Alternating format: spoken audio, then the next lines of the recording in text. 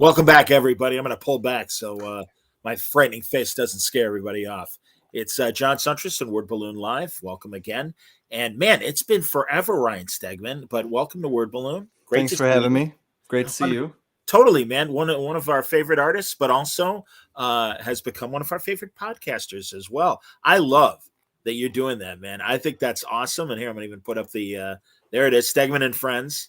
Yep, that's our podcast, but we sort of are doing more live stuff right now, but it's really winging it. So to say we're one of your favorite podcasters when you do something this professional is quite the compliment. That's me giving it to myself, Ryan. I love you. You know that. Yeah. That's really nice praise. But Jesus, man, I just open the microphone and the camera and it's just like, let's hang out, which you do as well on your show. Oh, yeah, for sure. And that's hey, man, that's terrific. I was just listening to Matt Rosenberg's last appearance.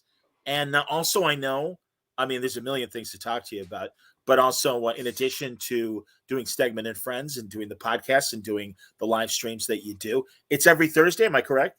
It's most Thursdays. We're kind of all over the map with because I actually have like a pretty insane schedule with 2 kids and having to draw all this stuff. So we do it as often as we can, and like I said, we've kind of moved into the live streams, and this week there will be one on Saturday rather than Thursday or Wednesday. We kind of just do it when we have the time. So we just kind of work around all the other stuff that we have going on. That's excellent. Peter Beiser, a League of Word Balloon listener, loves your look. Yeah, I lived in Philadelphia for 3 years when I was younger, and this was when they had like Lenny Dykstra and Darren Dalton and John Kruk and all those guys. So I became a huge fan of that team, and then I saw this hat and I was like, gotta pay homage. That's awesome, man. Well, we benefited from back in the 80s when Dallas Green left Philly after building that incredible 80s Phillies team, did the same thing for the Cubs and gave us, Ryan Sandberg and so many great players and stuff, and a really great ride back in 84. And, this is back prior to us finally winning the series back in 15 or 16. I can't even remember the year anymore. But, those kind of teams meant a lot to us and stuff. And, Philly, a great organization. Absolutely. So that's terrific. And, of course, as you're representing with Michigan right there. Yeah. Yeah, so, I'm representing everywhere I've lived. That's cool, man. That's excellent.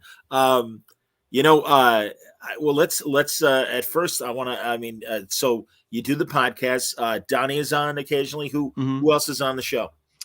So lately it's been basically the problem that we have is that I don't want to do any booking. Like that's just not something that I have the capacity for, which I'm sure it's hard to wrangle people. Yeah. So we were doing interviews for a while, but now I kind of just have my friends show up when they can, because we started doing the StreamYard thing and we do them live. And so basically every single episode, Chip comes in and messes everything up. Chip Zdarsky. Donnie's been on a few. Rosenberg's been on. Scotty's come on randomly.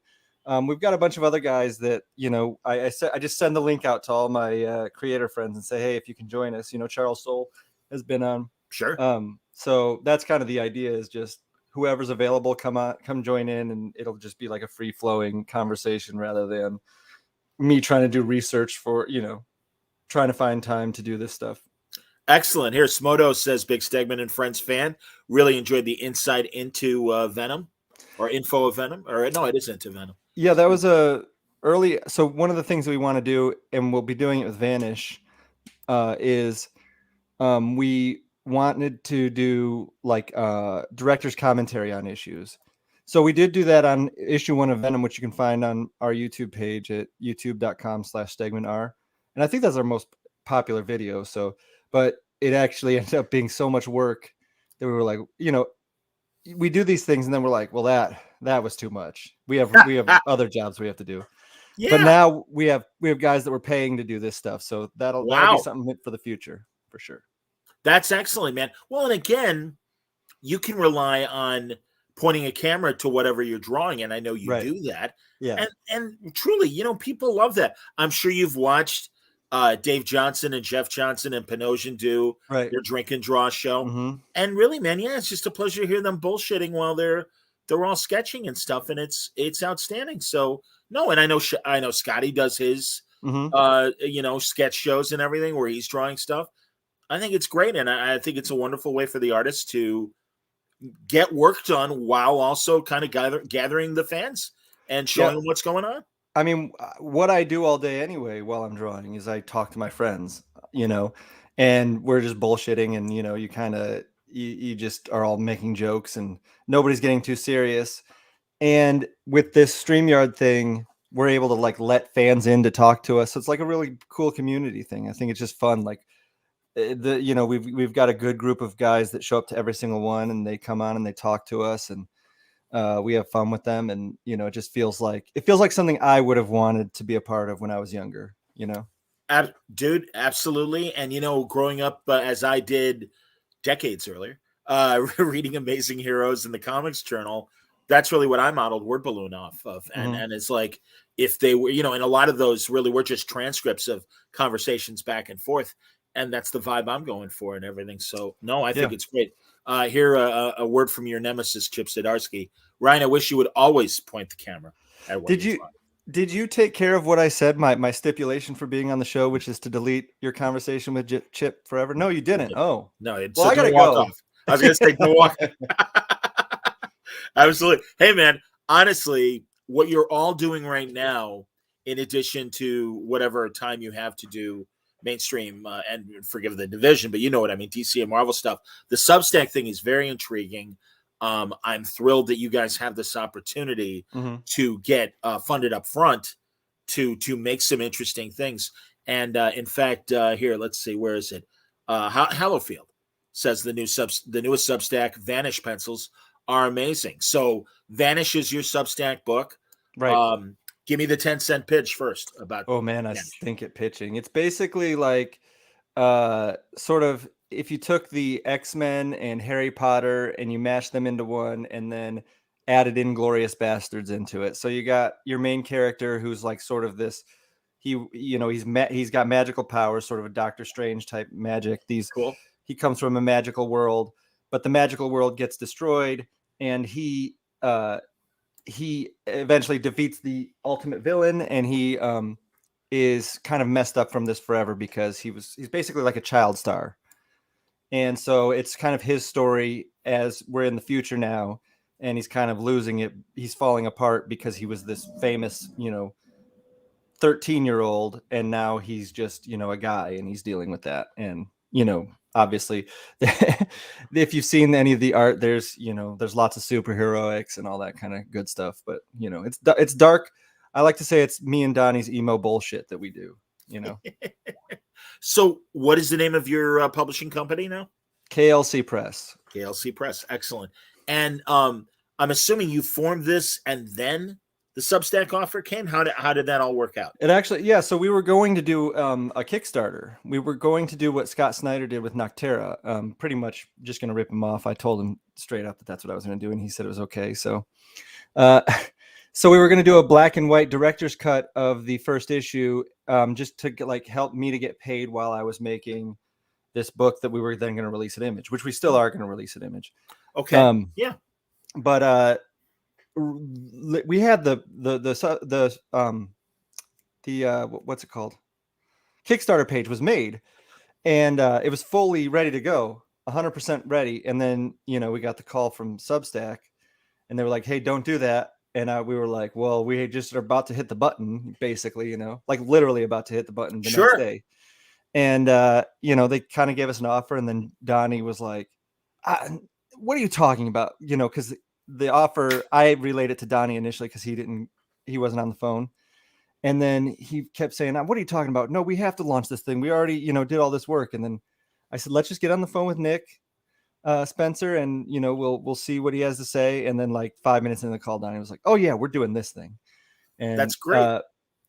Prior to doing it, I had some meetings with people about starting a company that would essentially do exactly what we're doing, with incorporating the live streams and letting people in on the process of us making the book and many other things we're going to end up doing.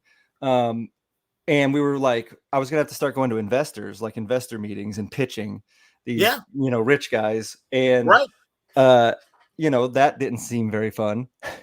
And also then, you're beholden to investors and all this stuff. And then we got this, and we were just like, well, this is it. This is what we wanted to do anyway. And how long have you been on the Substack platform? How many weeks? We're probably 2 months in now, I think. Okay. I think about a little over 2 months. And or is it 3 months? When did we do? It's been a little while here, but like I said, like it's been really, really fun. It's been, everybody's kind of figuring out what it is and how to best use it on the fly. Because, it is essentially, you're going to get this book way before it comes out at Image. But at the same time, there's a lot that goes into it, to make the book. And so, because we're not like a huge outfit with a ton of people that can kind of, take care of everything and make sure that everything comes out on time, the book is not out. But, they're seeing the pages as they come in. We're doing the live streams, the sketch giveaways. We're doing, we're going to start tying it into our convention appearances where they'll be able to, Substack exclusive stuff. It's going to be really cool. And I think it's worth it already, but I think it'll be even more worth it in the future. No, that's great, man. And again, like you said, you were already planning on doing half of this stuff. And also you already are doing this stuff with the live streaming, with podcasting and everything. So I think that's great. And in fact, hearing the Rosenberg podcast episode, your guy was saying people can follow you on Substack without, spending the monthly fee. Right. That a lot of the stuff is going to be available to people. I'll let you explain. Yeah, it's 90%. I would say it's 95% free. I mean, we try to do a paid post every week where, you're going to get the art that I've done that week for the book. Sure. But and then, the sketch giveaways, like I'm doing detailed sketches that would cost, $500 if I did them for you at a convention, but, people that are paid subscribers can win them. But we also do free sketches for people that they can win. So it's like I don't know, to me, it's a no-brainer to at least sign up for the free one, like what's the harm in that? But then you have the, the paid side, which the people seem to be enjoying. And we've got a really strong community going, and it's a lot of fun. Like I said, man, at first I'm like, all right, what is this? But the fact that, I think a lot of you that are doing it are making a lot of free content available. And also for people who want hard copies of comics and stuff, it's like, yeah, man, it'll come. I mean, they'll be in the stores eventually. So that's terrific. And again, I think I'm glad that Substack, for as many people as they are willing to give this offer, they get upfront money. Mm-hmm. It gives them the opportunity to really explore some really cool ideas. Right. And I think it's a win for the fans as well, because as they get to know you guys from your DC and Marvel work, they want to follow you into your creator-owned stuff. Right. I really believe that. And I've seen the evidence in the last 20 years that I've been watching things happen in this, current age of comics. So, yeah, it's a win-win as far as I'm concerned. Yeah, I mean, I agree. Like, if you like it, if you like this type of thing, then we're offering it. If you don't, then you can just buy the book when it comes out from Image. But, for me, one of the great joys of comic books when I was younger was the letters pages, and the, Todd McFarlane would put at the end of every Spawn issue pictures of his studio and stuff like that. And I couldn't get enough of that. Like there was not enough of it. Now, there's a lot of it, but, I'm just trying to make mine the most interesting and, show people what life is like for me and for Donnie and, people that make comic books. Excellent. Phoenix from Spain wants to know, Phoenix Animations, if you could hint more at the similarities with the Inglourious Bastards. He didn't hear you if you went into detail before. Well, so so basically our main character, I'm not going to give away too much, but his he's this child star who's all messed up, and he is mad that the people that destroyed this magic world in the past just got away. And so he's going to make it his mission to handle that, whether it's unhinged or whether it's the right thing to do is, up to the reader to decide. But he's definitely going to. I mean, that's essentially the idea. It's they were hunting down the old Nazis. That's what we're doing. I get you, man. No, and that's plenty. That's very good. Hallowfield says the latest pencils that you've uploaded is the Inglorious Bastards part, and he recommends that Phoenix subscribe. So I think that's cool. Yeah, Hallowfield is one of our great subscribers, and he comes to the live streams and types into the chat, and he's on Twitter always inking stuff that I draw. It's really cool. He's that's one great. of the ones that make it fun. Welcome, Hallowfield. I hope you'll check out Word Balloon's library and see some of the other creators. You can watch Chip shit all over Donnie from yesterday. There you go. Oh, that's all he does. No, I know. That's his whole career. Denny, dude, do you and Donnie have any idea when the first issue will be coming out from Image? We started having some serious conversations about that just recently because, initially we're not going to rush anything, but it's looking like the Image release will be in June or July. Okay. Much sooner than that on the Substack. The first issue is all penciled, nearly all inked, like as in 2 or 3 pages aren't inked yet, and then over halfway colored, and it's 30 pages. So, but once that is finished, there will be not much delay between when that's all put together and when it comes out on Substack. That's great, man. And truly, I appreciate you kind of explaining the time window between Substack and Image, because I think that might be a concern from, some people who just don't know the whole story. So it's right. Yeah. You guys are saying it. It's basically, it's just, you can get it ahead of time, or you can get it, the physical copy, or you can get, you actually on our Substack, you get physical copies that you're not going to get anywhere else. I should sell people on that. But there's the, if they sign up for a full year or they pay the $300 tier. So the full year, I think they're getting multiple Substack exclusive books. And then the $300 tier, they're getting like a lot of variant covers. We've got like a Scotty Young cover and a Daniel Warren Johnson cover. That's great. And all that stuff. So that's excellent, man. That's very, very cool. I talked to Donnie in August at Terrificon. Mm-hmm. And he had a great story. He and Donnie's wife, and forgive me, Donnie's wife's name? Megan, of course. Shame on me. Sorry about that, Megan, if you should be watching. But they had a great story about when they were visiting you guys. And you guys had to go out and run errands, and Donnie and Megan had a babysitter, maybe Donnie by himself, I'm not sure. And there was a power outage, and oh yes, hilarity ensued. Yeah. Oh yeah, that was when Donnie was here when we were breaking. We've never told that story publicly. That's a good one. Oh, he told it on the panel. Go on. Yeah, we went to, or he came out to my house to break the Vanish story. We sat in the room in my office for a few days and just got it all figured out.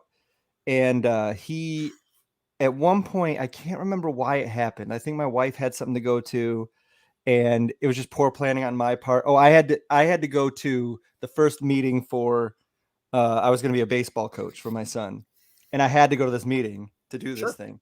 And so I was like, Donnie, can you watch the boys? And he of course doesn't want to, but he obliged. And and I was like, look, they'll just play on their screens. If you can just give them screens and they won't bother you and whatever. And I walked out of the house and he texts me and he says, the internet's out.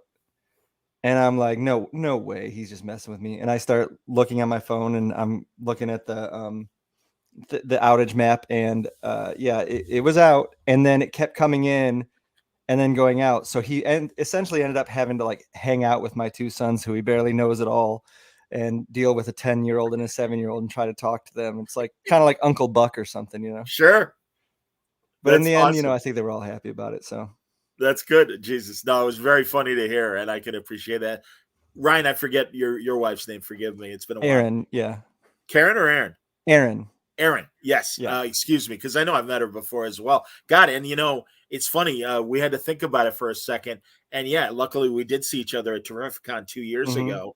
Right. But prior to that, I'm like maybe Fort Wayne, Indiana, back when Discount Comic Book Service was still there, and we took the road trip, and it was me and Norton coming from Chicago, and you guys coming from Detroit, and we all hung out, and the Around Comics guys were there.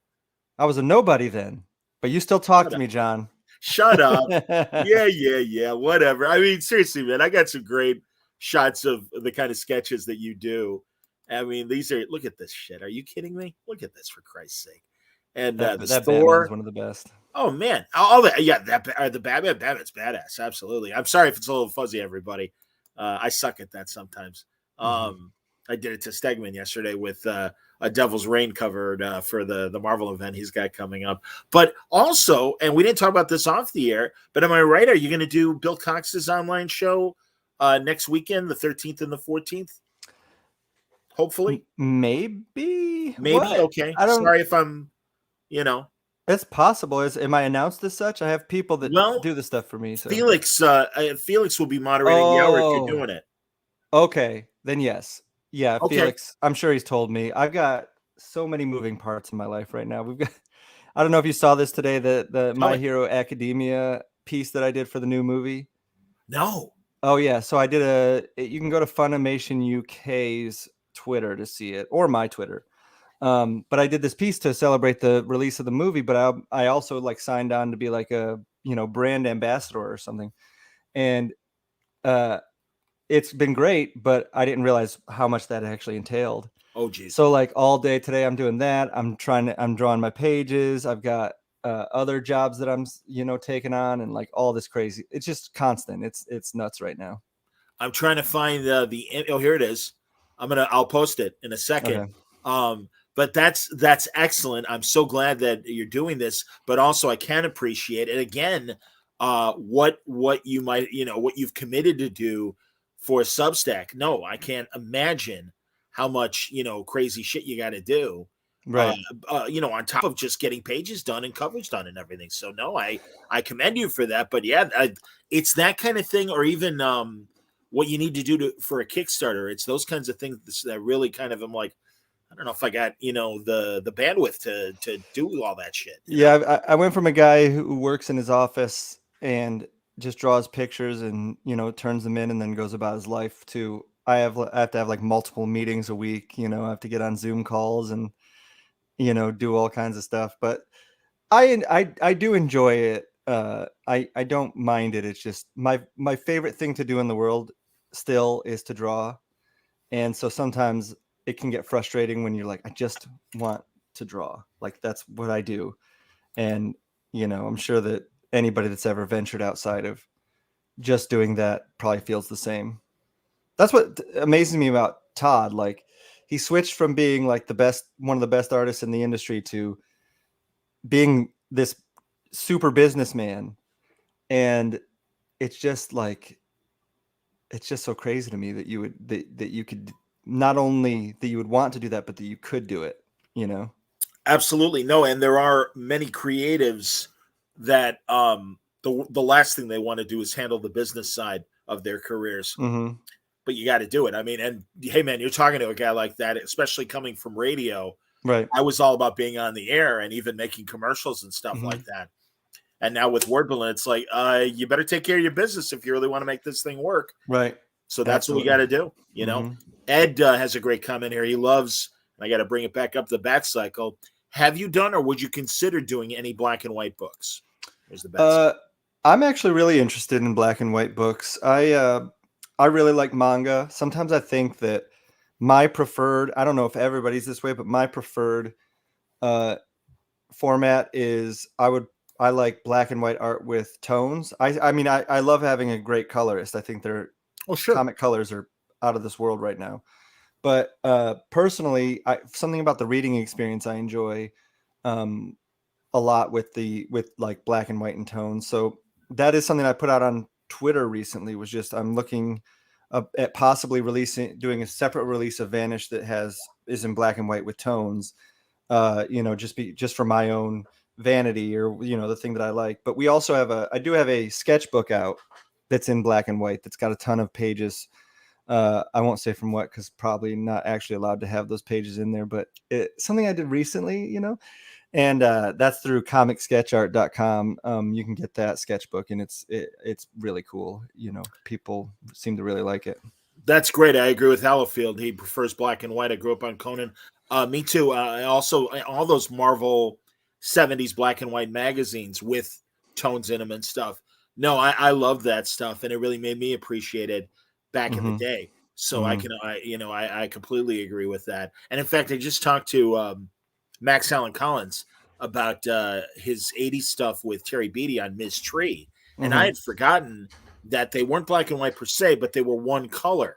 Right. And with black ink and stuff, and they're monochrome, and they really were distinct. And I forgot about how cool that stuff was. Here, yeah, even like Sin City, Oh yeah, yeah, right. Absolutely, with the hints of red and everything. Absolutely. Demjod wants to know: have you already been killed in crossover yet? I have not, as far as I know, but I'm sure I will be. Donnie's first opportunity to take me out will be, he'll take that opportunity, I'm sure. Anthony Michael says, I've been loving all the drawing live streams from Ryan. Such a fun balance between art process appreciation and the dumbest comedy. Yeah, man. Yeah. Yeah, I would say the dumbest comedy. That's true. Whenever Chip comes in, we get pretty silly. Well, that's good, though. I mean, hey, all right, so my screw around show or fuck around show is with Art Baltazar and Franco. Right. And yeah, that's it gets dumb, it gets nutty, and no, that's cool. You need that sometimes. And also it reminds me of my best days in sports talk radio. Because I was never really a hard sports guy. I was the guy that came in with character voices and I'd make novelty songs about the players and the owners and everything. And that was I want to hear some of those. Oh man, all right, I'll bore you sometime. I've still got a lot of them, absolutely. Although some of them I would be canceled in a heartbeat, and I confess this because I acknowledge that times are different, and I never did anything to offend, but truly I did multi dialects and things like that. That absolutely would be hey, stay in your lane, right? And that's fine. It's a different world now, and again, I welcome. I appreciate that. And wouldn't do a lot of the things that I did back then and stuff. But I'll confess it. I did. Right. Back in the day. What are you going to do? Yeah, you had to. It was the radio. The radio was Wild West. 100%. Well, I appreciate you saying that. Absolutely. Anthony Michael, I've been loving all of... Oh, no, we just said that one. I'm sorry. Boy, getting senile, clearly. Pete Beiser says he misses Todd's art. Good for him, though, being the boss. Yeah, man. My God, what a company McFarlane Toys is. Jesus. Yeah, I mean... I think it's super impressive that he was able to do that. Totally, man. No, and I keep trying to get him on. I'll get there. I'll get there eventually. So what do you obviously you're enjoying live streaming and screwing around like that. Again, I'm really glad that you're doing this stuff. What anything in particular that you like about it? Well, I always enjoyed doing it. I've done a bunch of them for Marvel, and I really wanted to do more of that. But it was, if I'm going to be drawing, I can't also be reading every comment, and that was always frustrating. So I had Ethan and Griffin, who produced my podcast. What we started once we started paying them, like, because we got this Substack money to start this company, they became, on the payroll. So then I didn't feel bad asking them to come sit on these live streams with me and read me the questions and sort of mess around. And so that's part of their job now. That's actually like part of what they get paid for. That's great. And so that's when we started doing a bunch of it. But I mean, I'd like to do it. I'm looking at now trying to figure out how to do even more, because I don't want to do Vanish pages for free on YouTube. So we're trying to figure out a way that I can do Vanish pages for paid subscribers. And, you can just kind of be in my office with me while I draw pages. And because I did a few of them, but then I started getting to the point where it was going to be really spoilery. And I was like, I don't know if everybody wants this. And should I even give it away for free? So, but yeah, like I said, like, it's so much fun. And I love interacting with people. I talk to people all day. I don't like being alone in my office. I like, having interaction. So yeah, it's something that we're looking into doing even more of. Do you have a lot of aspiring artists following you and asking you process questions? Yeah, that's another thing that I would like to. I would love to. I'm going to start doing portfolio review things on there where somebody can send in their stuff. I keep saying that and I haven't advanced on it, but like I said, things have been hectic, but it will happen. And then, another thing I'd like to do, and I don't know when or how this would work, but I would like to take on, young up and coming artists and work with them and teach them how to do this job, much like the old Image days. But I think that we're in a different era where they could be at their home. I don't, they don't have to come live in Los Angeles or whatever they did back then. And I could just work with them and help them get better at drawing and, hire them to draw books and all that kind of stuff. So, that's all down the line. That's all, pie in the sky, hopeful stuff, but it is something that I'm super interested in. That's great. You are still East Coast, aren't you? Yeah, I'm in Michigan. Yeah. Okay. Yeah. That's true. That's Michigan, leaning right up against the timeline. Absolutely, man. No. I understand that. I love that about Michigan because, man, it's like, 9:00 on a summer night and it's still sunny out. Yeah. Fantastic. Oh yeah. It's 10 p.m. Some nights. It's like, how am I supposed to put these kids to bed? How am I supposed to? I was going to say that's bedtime? the one drawback. Absolutely, is having kids like that. This partnership with Donnie, does it leave enough time for you to pursue non-Donnie projects? Do you not want to do that, and you're just all in with Donnie? How does that all shake out? Yeah, I mean, so I'm going to be my drawing skills will be mostly put towards working on this book with Donnie. I've been doing Marvel covers. I do some stuff outside of it, like that My Hero Academia piece and stuff like that comes up. But yeah, the idea is I just want to work with him on that. But on the side, we are starting to do some sort of Vanish tie-in short stories or even miniseries that will be coming out on the Substack. And I'm also going to start working on co-writing a book with a buddy of mine that hopefully will also come out on the Substack. So, I've got a million things going on. That's great, man. That literally is going to be my next question. When are we going to start, seeing you write?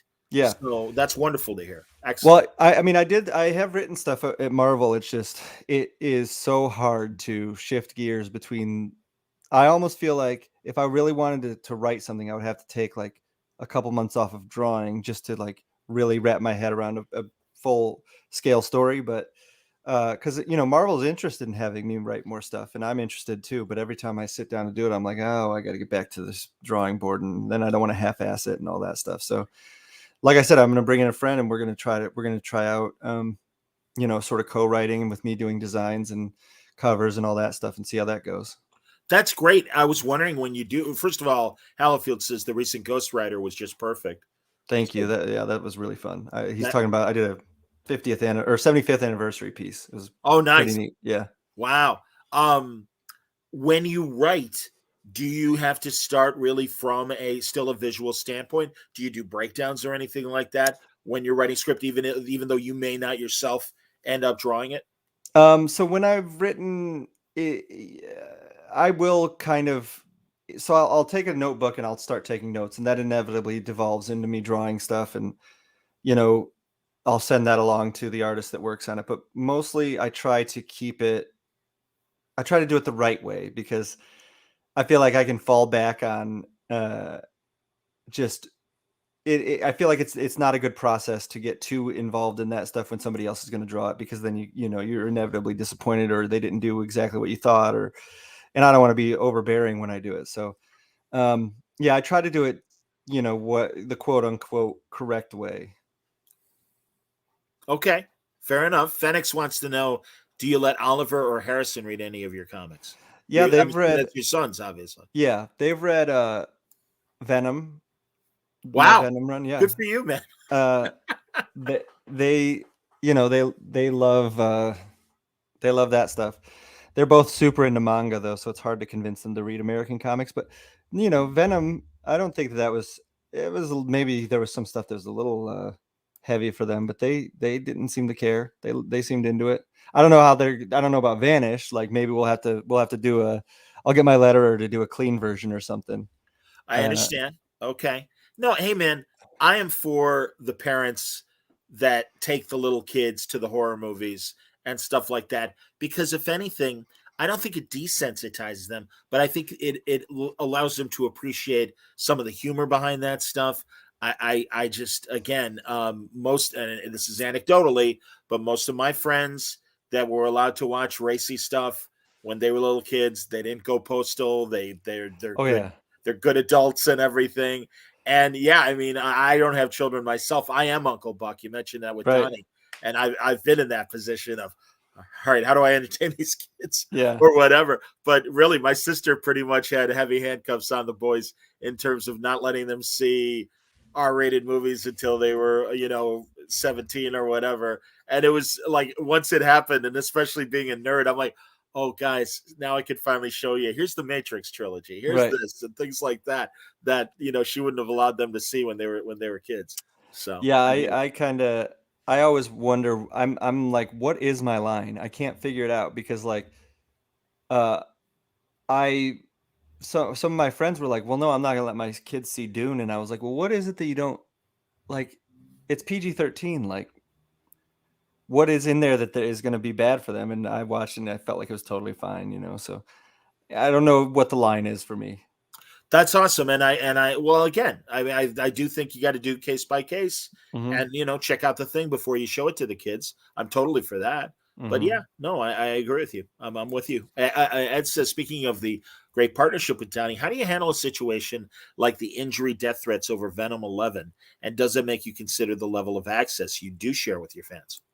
Well, first of all, I barely remember what Venom 11 was at this point, so I didn't get any death threats. I'm sure Donnie did, but I think that he and I both did a thing where we basically, you can kind of make your Twitter airtight so that you don't see any of that stuff. Yes. Like where people that, are going to be doing that stuff, they have like their fake accounts, like I can't get tweets from them. And, personally, I would be worried if I got like a death threat, but I haven't really had to deal with that. And I just kind of, I'm not super worried about it. But like, so for the Substack, though, we have this community. Now, these people are paying money to be a part of this community, or they're doing it for free. But if they're a free subscriber, well, you say something, you get kicked.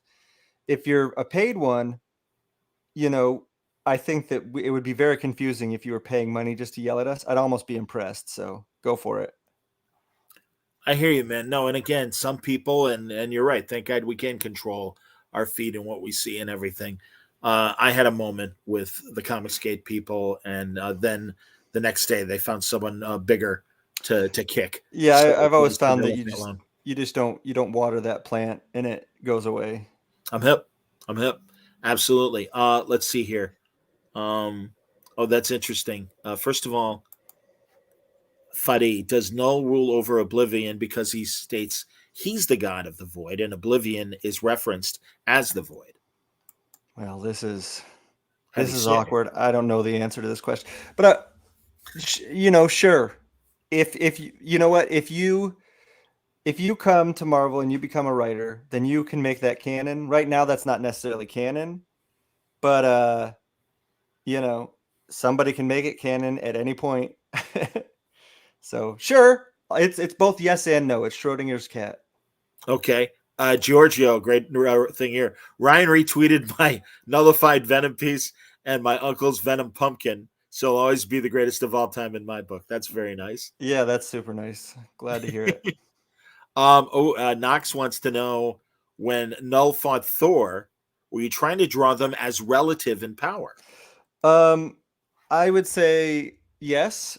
I think that they would be, Thor is a god and Null is technically a god. In my head, as I was doing it, I definitely would have thought that they were. I think that Null would be more powerful, but that Thor, could defeat him with, guile and wit. But you never know. I mean, I could be wrong on that one. This feels like a loaded question where I'm going to get yelled at. So No, not at all. Hey, let me ask you, going back to when you were working with Jerry Conway on Spider-Man. Tell me about that experience. I have so much respect for Jerry. He's and great.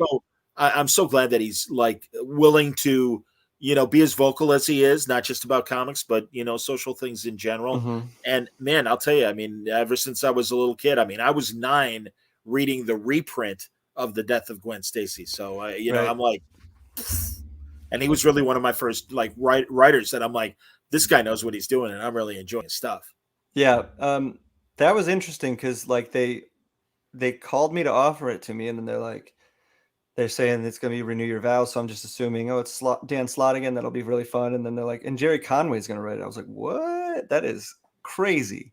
But I mean, the answer was still obviously yes. And he was great to work with. I mean, it was short-lived, I guess. I can't remember when he left the book, but I actually even did some work where we did it true Marvel style, where he just had like an issue breakdown, and I drew all the pages, and then I wrote the dialogue for that issue too. Okay. So that was cool. But yeah, his ideas were great. He was completely on point with everything. Prior to working with him, I was like, I haven't read his work in a while, and I went back and read. He had done a Carnage series fairly recently, and I was like, this is great. Like, this guy's still got it. So, and he did. Everything he wrote was fantastic in that book. Doesn't surprise me, and I felt the same way. Even going back to he did like the last days of Animal Man for DC before he came back to Marvel. And I'm like, this is great. And Jerry still got it. And truly, one of my joys was last year for the online Baltimore Comic-Con. I had him and Bendis talk to each other. Oh, yeah. And it was so great, man. I mean, and you can appreciate from the way you do your podcast as well. I love when pros get together and really understand the inside baseball and really get into the minutia. Right. And, I mean, they had characters in common. They have publishers in common. So it was really, it was as great as I had hoped it would be. That's so awesome. I can appreciate that. All right. Another question from Fadi, who, let's see here. He says, did Thor lose the power cosmic after the fight with the Black Winter? And did he have the power cosmic during his fight with Krull? I love these questions. He's asking a question that only Donnie would know the answer to. So, okay. What answer could I give that would screw up Donnie's run the most and make Donnie's life hell? Yes, he did lose the power cosmic. I think that he's catching us in something that we may have messed up. Oh, okay. And to that I say that's Donnie's fault. 100% Donnie's fault. Well, I'll put a little blame on Devin and Danny, who were the editors. They all blew it. I did great. Attaboy. Goddamn right you did. Absolutely, man. Don't blame the artist. He just gets what, it's in the script and he draws it. What else can he do? That's all right, man. I get that. So you mentioned Dune. What else have you seen lately? What are you liking? Let's see. We watched Dune as a fam. Most of the stuff I watch with my sons. They're at a good age where this was like the thing that you look forward to, like when they want to sit down and watch movies that I like, because the oldest is 10 and he just now started letting me watch things other than cartoons, which I love cartoons, don't get me wrong. But I've started to show him some more stuff. So I'd have to think about that. But we did just watch Dune. We just watched X-Men 1 and X-Men 2 for the first time. Over the pandemic, we watched all the Marvel movies. Great. Tonight, I'm taking them to the theater to see the My Hero Academia movie. Outstanding. So, yeah, I'm really looking forward to that. But I was surprised, man. They were understanding Dune, and they were super into it, and they were asking all the right questions, and it was really cool. There you go. That's a classic example of don't underestimate kids and their ability to read stuff. I mean, I think they get it better than I do. Honestly, they'll explain things to me that I'm like, I must have zoned out at that. I start thinking about work or something, and I miss 10 minutes of the movie. That's great, man. Well, that's like, I mean, I remember I was like in 5th or 6th grade when I read like The Hobbit and the Lord of the Rings stuff and everything, and I'm like, that's I mean, not to self-congratulate, but I'm like, that's pretty heavy shit for a little kid, man. I'm like, all right, that's right. And they're even younger, so that's wonderful, man. That's beautiful. Let's see here. Here we go. Interesting. What's your thoughts on Oblivion's character designs? Which Oblivion is he talking about? I'm not sure. I'm not sure either. So, Freakazy, if you want to tell us specifically which Oblivion and readdress that, maybe we'll have an answer. I'll look it up. All right. And Knox says, are you ever going to do another Null run? Well, I mean, obviously never say never. I think I'm away from Marvel right now. I'm doing this creator-owned stuff. Yeah. I should do. I'm sure I'll do more stuff for Marvel in the future. And I would love to be the one who gets to bring him back because I think that'll be a big moment. But I think some smart writer and artist team are going to figure out, hey, if we bring this guy back, this will have huge sales, and they'll get to it before we do. But I would say, there's no way I will go the rest of my career without doing something with Null. I'd say. Okay, that's good to hear, Ryan. And I find it interesting which creators are like, all right, I did my time at the big two. Now it's all about creator-owned stuff. Mm-hmm. And the ones that say no, if the right opportunity comes up, sure, I can make time for both. So I think that's I didn't leave because I don't like Marvel. I left to do this thing because I really want to own something and create something from the ground up. That's like what I got into the business for. But I love working at Marvel and I love all the stuff that I've gotten to do there. So, I'm never going to say never or anything like that. I understand. Freakazy is back and says it's the oblivion that is the void. All right, I'll look it up. And this is Oblivion from the Eternals. I'm assuming so, yeah. Oblivion Eternals movie. This is good podcasting, right? That's all right. Searching stuff on the internet. Ryan is currently looking up exactly what Freakazy is talking about. I mean, what I see here for the narration looks great. All right, there you go. That's my answer. Fantastic. Excellent. I think it's a fine answer. Absolutely. And everyone's excited for, are the kids excited for Eternals? Curious on the opinion of a child on this flick. I'm sure they are. They think that it's pretty rare that we watch a movie that they say isn't the best movie they've ever seen. So I'm sure they are. They've liked all the Marvel movies, and there's been no duds as far as they're concerned. So I saw some of the reviews aren't super high on it, but I'm sure it's cool. But there are certain YouTubers that I trust their taste, and the good comparisons I've heard to things like Ancient Aliens and Chariots of the Gods and Eric Von Daniken. Von Daniken in particular, that shit was happening when I was a little kid. And that's why I like Ancient Aliens so much. I like that idea. And I wonder, because it is taking a, for lack of a better word, cerebral approach rather than the straight up action of a lot of Marvel movies, if that is coloring a lot of people's opinions who aren't into the ancient alien, kind of ancient astronaut theories and stuff that are out there. Right.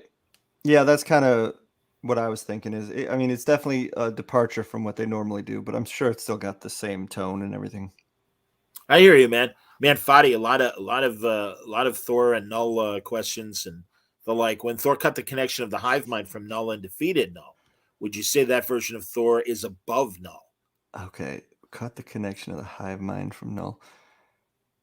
Yeah, sure. That makes sense. Yeah. Yes. All right. Enough Thor Null minutia. Fadi, I think I've given you 4 questions. I'm like a bartender. I'm cutting you off. That's it. Yeah. That's it. So anyway. Hilarious. Peter Beiser says, love Ancient Aliens. George Sukalos is the man. Greatest hair on television. The guy just wakes up and it's like, all right, I'm ready. All right, here's the camera. The History Channel guy? What's that? The History Channel guy? Yeah, exactly. Oh, yeah, I love that show. Yeah, there are these meteor holes in the earth. We don't know where they came from. Right. Is he the meme? Is he the aliens meme? The guy going, yeah, that's, yeah. Absolutely. Here's Fenix says, did you hear the rumor that Tobey Maguire, Andrew Garfield, Tom Holland, and Tom Hardy will fight Null in a crossover? I didn't hear that, but please make that happen. That would be freaking great. I felt like at the end of the new Venom movie that they definitely let the door open to do some of the stuff that Donnie and I have created. But it also felt like they had like 2 different. It felt like they created a fork and they could go either way. So I haven't heard any rumors that it's actually happening, but hopefully. Excellent. That's cool, man. No, I like all of that. What else? What else have you seen? I'll tell you something. You mentioned kid cartoons. I've been very hard on new Star Trek, but I got to tell you, Star Trek Prodigy, the brand new Nickelodeon show, I think it's the best new Trek out there. I've heard that that's really good. I remember, I think I heard two of the voices on Comedy Bang Bang, and they kind of sold me on it, and then I just forgot to follow up and watch it. So I'll check that out. Yeah, it's only 2 episodes in, but and I'm so relieved because I don't know how well you know Julie and Shauna Benson, but they were writers for the first season. Oh, okay. And they Birds of Prey and Green Arrow and a few other things at DC over the years. And I know they're both massive Star Trek fans, and they were so excited to get the gig. Right. And also they know how much I shit on Star Trek, and they're my friends, and they're like, "Oh, please be nice." We tried really hard. How do you shit on Star Trek? Everybody loves Star Trek, don't they? Well, I love Star Trek, but I'll be honest, man. No, I'm not a Discovery guy. Picard really disappointed me. Lower Decks is okay, right. and thankfully, I think it continues to improve season to season. So, I mean, I'm still any new Trek. I'm thrilled. I'm thrilled that there's new Star Trek out there.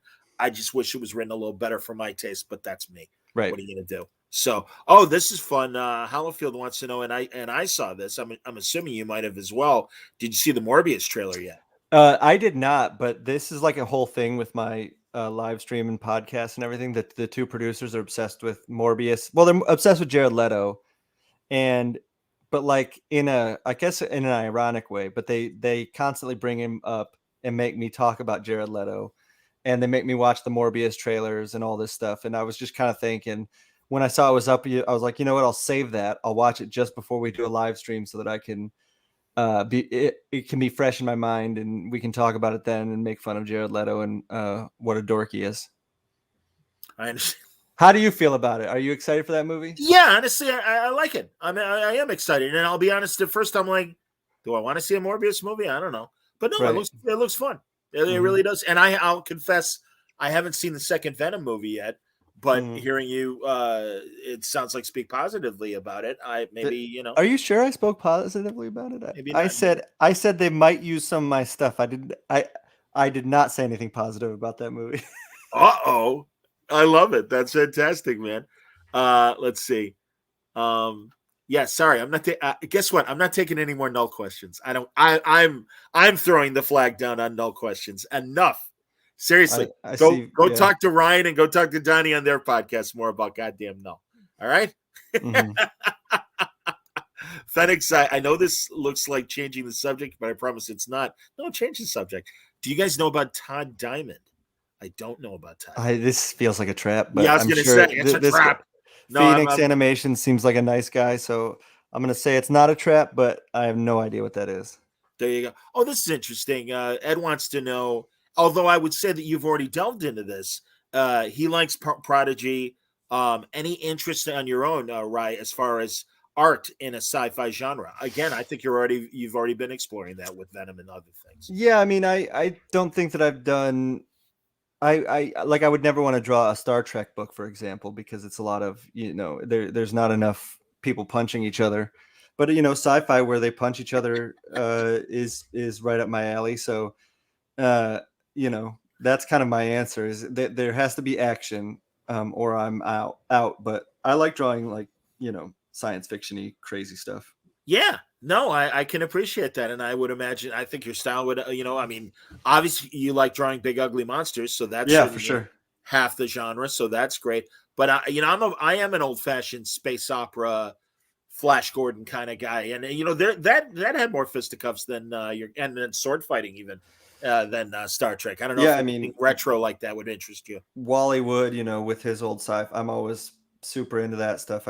I have those Fantagraphics reprints of that stuff, and I love like the crazy tech and the Kirby tech and doing all that kind of stuff. So you never know.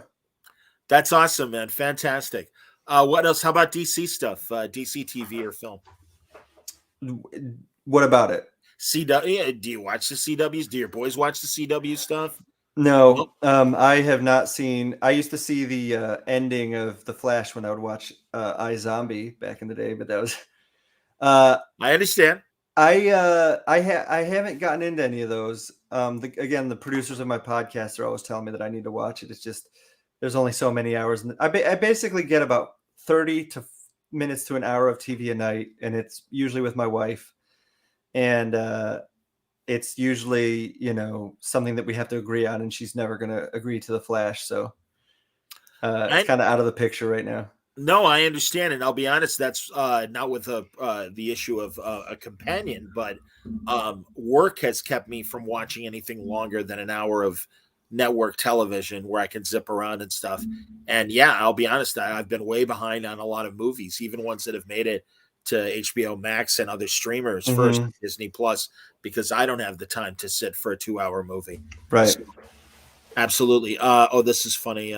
Let's see. What do we got? First of all, Bomber Guy wants to know what would you say to someone who's just starting to learn art? What should he focus on? How do you keep your own focus going? Yeah, that's a good question, because it's been a while since I was, technically starting out, but I do remember having difficulty focusing, because you get to a point in every drawing where it's too hard for you to draw, like you don't know how to do it. But I guess my advice would be, I do a timer. I still do this to this day, where it's, a Pomodoro timer where I work for 30 minutes and then I take a 5-minute break, and and then I just keep cycling through that the entire day. And I think that can help keep you focused, because you just need that like sort of mental rest for those 5 minutes. And then what would I say to someone starting to learn art, what to focus on? I would try to learn 3D forms. The two things that you're going to need that are going to make your stuff, above other people's, is you need to know perspective and you need to know 3D forms. People always say that you need to know anatomy, and you should learn anatomy eventually, but you should learn your cylinder in space, your sphere in space, your cube in space, and then how to do perspective. And those things will make your stuff look, you'll be able to work in a more natural way if you can learn those things. That's great, man, because truly it has always usually been anatomy is the stock answer, but I think that's great that you're even going that one step further in terms of learning 3D. So that makes a lot of sense. That's interesting. And Freaky Z he agrees that his business teacher taught him the same focus technique. So yeah, it really works. It's I don't know what it is about it. I mean, as long as you can you got to stay off your phone. You got to stay off your, the internet. But basically my 5 minutes, I just kind of walk around my basement or do some jumping jacks or just kind of stretch my legs and, maybe eat a snack or something and get right back to it. Absolutely. No, I'm with you, man. Smodo says, what digital tools and programs do you currently use for your art? So I use Clip Studio Paint, which is it was originally called Manga Studio. It's for making manga essentially, but I only do I only print out. I do it for my layouts, and then I print those out on board and I finish it traditionally. And then I have to use Photoshop to for scanning and just certain specs, but I don't draw in Photoshop. I do all my drawing in Clip Studio. Okay, fair enough. Well, listen, let's see. Final, Ed wants to know from a Michigan standpoint, have you ever been to Bad Axe, Michigan? Best to name of a town ever. He went there for a wedding once. Have you been to Bad Axe? I feel like, I've definitely driven through it. I don't remember where it is. I feel like it's near Grand Rapids, possibly. But it is a pretty cool name.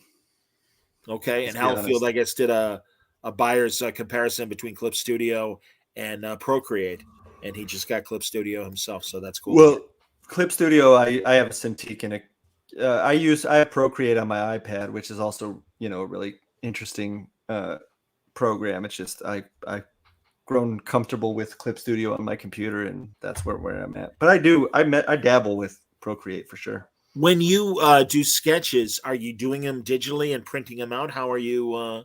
When I do the live drawings. Well, or whatever you sell in terms of when you sell commission sketches and stuff like that. Oh, no, that's all by hand. Question. Yeah. It's all. I have a pretty robust original art market, and so even if I wanted to, I couldn't not do traditional at this point. I kind of envy people that do everything digitally because it's just so convenient.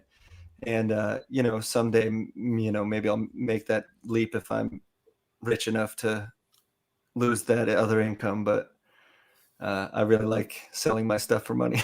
Well, and truly, as someone who buys commission sketches all the time, I'm glad you do because yeah, I mean, I just bought from Baltimore a great Ramona Fraden 95, 95. That's And crazy. still doing it, man. That's And so I got awesome. this outstanding Green Arrow, and it's like I think the fourth piece I've ever bought from her, and it's just such a pleasure that she's still doing it and doing it as well as she does, and That's especially so at cool. 95. Yeah, she's amazing, man. So that's great. And again, I want to remind people that I think if the stars align, Ryan is going to be doing this online show for Bill Cox's Comic Art Fans website. He's got a great art buying fan base.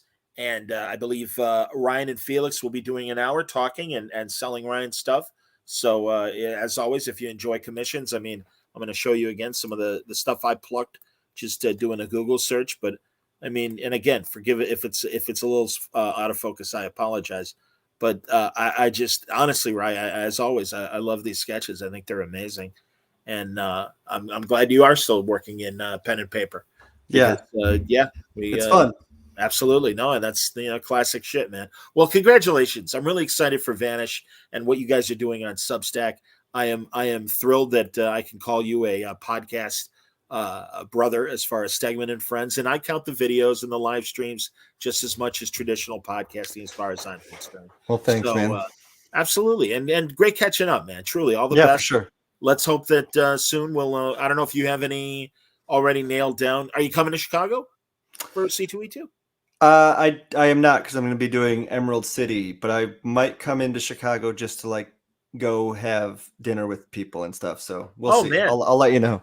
I was gonna say, please. I mean, I don't want to horn in if you get your set group or whatever, but if there's an extra chair, I'd love to see it. So For sure.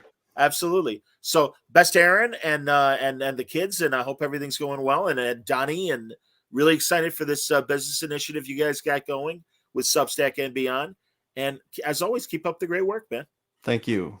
Great seeing you, Ryan Stegman. Everybody, later on, it's going to be Kinescope. It's me, Gabe Hardman, Ian Brill. Hopefully, maybe Andy Parks, maybe William Meyer, maybe Jeff Parker. But I don't know, Ryan, how much you like about, or if you ever watch any of the old live television productions of the 50s. Listen to this lineup. Steve McQueen, William Shatner, Ralph Bellamy. It's a courtroom drama called The Defender. And it's really early in Steve McQueen's career, mid-50s, before he was the king of cool. And it's cool to see him young like this. And it's a great courtroom drama that eventually became an early 60s, very socially aware TV show called The Defenders with E.G. Marshall and Mr. Brady. Robert Reed was the son and their father-son law firm. In this case, it's Ralph Bellamy and William Shatner are the father-son lawyers defending McQueen. And it's a great story. It's on YouTube. It's free. And we're going to be talking about it tonight at 9:30 Pacific, 12:30 Eastern time. This is just you guys talking about it. You guys all watched it and then talk about it. It's not like a live viewing thing. Yeah, no, we don't do a live viewing. I'm always nervous about copyrights because even with that old shit, you never know. And so, I mean, I just did a show about Ernie Kovacs and ran a couple clips and I wasn't running any paid ads or anything like that, but I got a copyright claim from YouTube to watch it. So, so yeah, I mean, I always think of it more as a video book club that we all watch it and then we all get together and talk about it and stuff. That's pretty cool. So yeah, it's coming tonight, man. 9:30 Pacific, everybody. Thanks for watching.